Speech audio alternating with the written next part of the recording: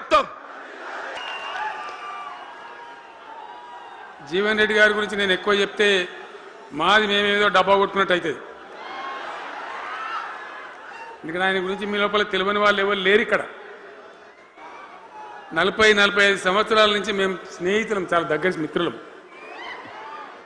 వారు చెప్పిన వారి ఉపన్యాసంలో భిన్న రాజకీయ సిద్ధాంతాల వల్ల విడివిడిగా పనిచేసినాం, కానీ మా స్నేహితంలో ఎప్పుడు లోపం లేదు.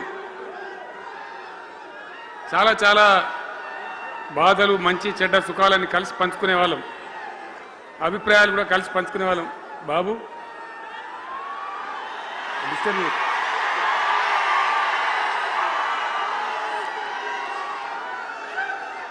మంది లొల్లి పెట్టడం కూడా కాదురా వారు.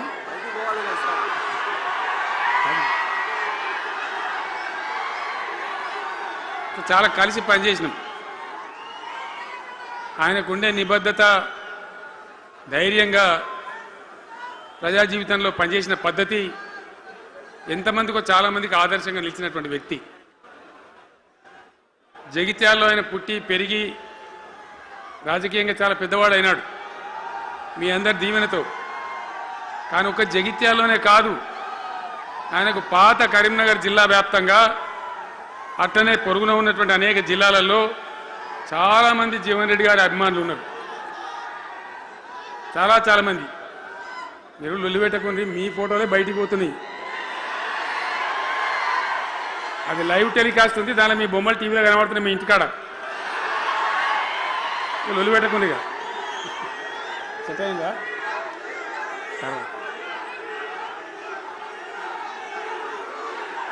సో అట్లా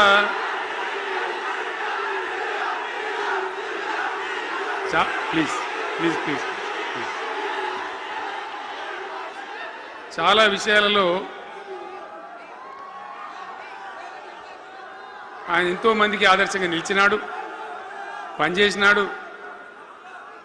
ఈ ప్రాంతం గురించి తన ప్రాణం పెట్టి పనిచేసినాడు. ఆయన మంత్రిగా ఉన్నా, ఇంకో హోదాలో ఉన్నా, ఎమ్మెల్యేగా ఉన్నా, ప్రతిపక్షంలో ఉన్నా తన ఏరియా అభివృద్ధిని ఏనాడు కూడా ఆయన విస్మరించలేదు. లేకపోతే అన్ని పర్యాయాలు మీరు ఎందుకు గెలిపించారు, ఎందుకంత గుండెల్లో పెట్టుకున్నారు? నేను ముఖ్యమంత్రి అయినా వారు ప్రజాప్రతినిధిగా కరీంనగర్లో జరిగినటువంటి సభకు వచ్చింది. అందరూ మాట్లాడిన చాలామంది, తను మాట్లాడుతూ ఒకటే మాట కోరిండు. అయ్యాక బోర్నపల్లి అనే కాడ గోదావరి మీద ఒక బ్రిడ్జ్ అవసరం మాకు, అది కంపల్సరీ కావాలి అంటే నేను ఇక హోదాలు బిదాలని మర్చిపోయి ఏంది జీవన్న మళ్ళీ చెప్పండి అంటే చెప్పిండాను. వెంటనే అక్కడి నుంచి ఆదేశాలు ఇచ్చి 70-80 కోట్ల రూపాయలు మంజూరు చేసి ఆ బ్రిడ్జి అప్పుడు కట్టించినాం. తన యొక్క నియోజకవర్గం పట్ల, తన ఏరియా పట్ల, తన పరిసర ప్రాంతాల ప్రజల పట్ల ఆయన కనపరిచిన ప్రేమ అదంతా కూడా చాలా అద్భుతం. అందుకే ఆయనకు అంత మంచి పేరు కూడా ఉంది. అది నాకంటే మీకు అందరికి బాగా తెలుసు. ఈ మధ్య వీళ్ళందరూ తయారైంది కదా, ఎవరు అంటే అంటే సర్వేలు చేసి ఇస్తారు. జీవన్ రెడ్డి గారు బీఆర్ఎస్లో చేరితే ఎట్లా ఉంటుంది ఏం కథ అని ఒక 2-3 వచ్చి సర్వేలు చేసింది. మీ నియోజకవర్గం కాదు, మీ నియోజకవర్గంలో ఆడం బాంబే పేలిపోయింది, దానిలో మాటనే లేదు. అసలు జగిత్యాల నియోజకవర్గం గురించి చర్చ లేదు.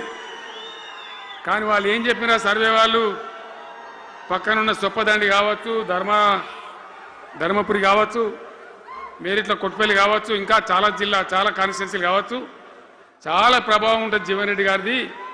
ఒక అద్భుతమైనటువంటి దీంతో రాజకీయమైన ఇది వస్తుందని చెప్పి వాళ్ళు సర్వే చేసి చెప్పినారు. అది జీవన్ రెడ్డి గారికి ఉన్నటువంటి విశిష్టత. ఒక నియోజకవర్గానికో 10 మందికో కాకుండా తనకు ఏ హోదా లభించినా, ఏ హోదాలో పనిచేసినా చాలా బ్రహ్మాండంగా ఆయన ఇక్కడ ప్రాంతం కోసం తపన పడ్డాడు. ఒక ఉదాహరణ మీకు కనపడుతుంది. పేరు ప్రతిష్ట లేని వ్యక్తులు గ్రాడ్యుయేట్స్ కాన్స్టిట్యున్సీలో ఎమ్మెల్సీగా నిలబడితే గెలవరు. ఆయన శాసనసభ్యునిగా ఇక్కడ ఓటమి చెందినా ఇమ్మీడియట్గా మళ్ళీ ఎమ్మెల్సీగా పోటీ చేస్తే ఇక్కడ ఉండబడే విజ్ఞులందరూ కూడా బ్రహ్మాండంగా గెలిపించాను. ఎందుకు వాళ్ళు ఎందుకు అంటున్నా? అట్లా కాదు కదా. ఇక్కడ నేను మొత్తుకుంటున్నా, అక్కడ నువ్వు మొత్తుకుంటున్నావు, అర్థమవుతుందా?